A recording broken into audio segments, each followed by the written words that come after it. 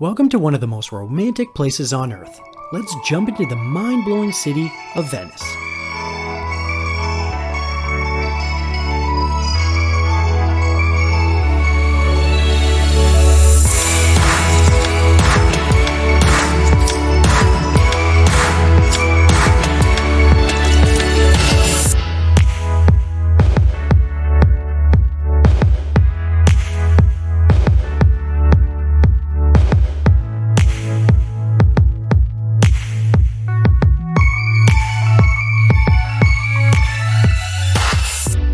Built on a group of 118 islands within the Venetian lagoon, Venice is a well-known watery maze creating many nicknames throughout history, like the City of Masks, the City of Bridges, the Floating City, and of course the City of Canals, to name a few. Once here, it's almost hard to understand why or how they built this city that is truly full of water. By far the easiest way to navigate through Venice's storied architecture is by boat, with the most famous of them all being the gondolas. Truly an identifying feature of Venice, and the best way to see the city in a romantic setting. You'll catch yourself gliding under some beautiful bridges, but none more famous than the Rialto Bridge. Of the over 400 that connect the islands of the city, this is the one you don't want to miss.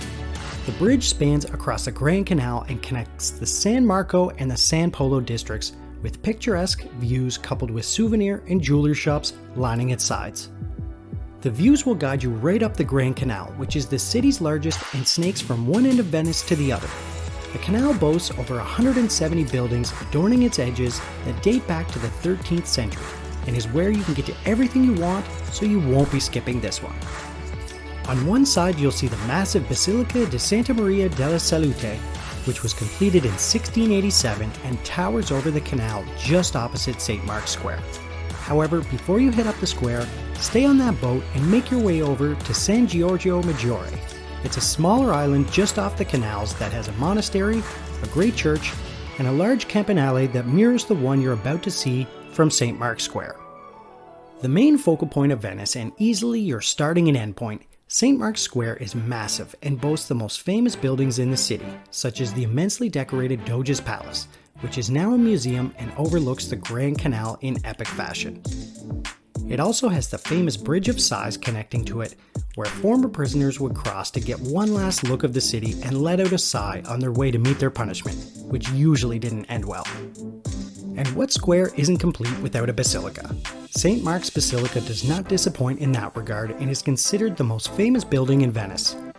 Created in 1092, it is one of the most important religious buildings in northern Italy and noted as one of the best-known surviving examples of Italian Byzantine architecture. The Basilica is a must-see.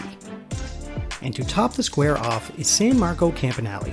Easily the tallest structure in Venice, coming in at 98.6 meters, the tower is actually a reconstruction of the original that was created in the 9th century, but collapsed in 1902. The tower is quite accessible with an elevator to the top and will certainly provide the best views in all of Venice. Okay, and with that we can end this one off on a high note. Venice is surely on almost everyone's travel bucket list, and it's definitely on mine. The stark contrast between other cities and Venice is what makes it for me. I hope you enjoyed this postcard, and don't forget to click my logo in the middle to subscribe for more, and don't be scared to watch these other postcards if you're feeling ambitious. Thanks so much for watching.